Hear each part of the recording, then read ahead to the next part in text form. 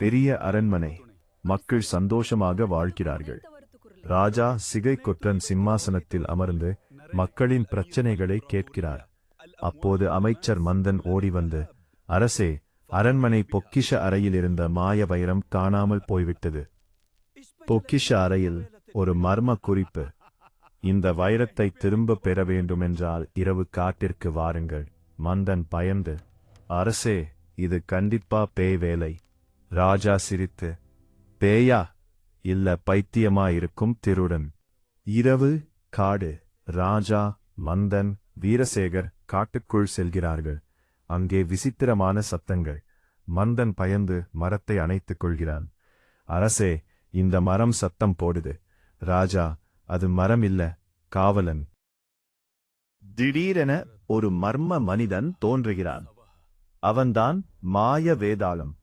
அவன் சொல்கிறான், இந்த வைரம் எனக்கு வேண்டும். அதில்தான் மந்திர சக்தி இருக்கிறது. அவன் மந்திரம் செய்து ராஜாவை சோதிக்கிறான். ஆனால் சிகை கொற்றன் புத்திசாலித்தனமாக அவனை ஏமாற்றி வைரத்தை மீண்டும் எடுக்கிறான். அந்த வேதாளம் உண்மையில் ராஜ்யத்தை சோதிக்க வந்த பழைய மந்திரவாதி. அவன் சொல்கிறான், இந்த ராஜ்யத்தை காப்பாற்ற உங்கள் துணிச்சலை சோதித்தேன். அவன் ராஜாவுக்கு ஒரு புதிய மந்திர ஆயுதம் கொடுக்கிறான். மந்தன், அரசே, இனிமேல் நான் காடுக்கு வரமாட்டேன்.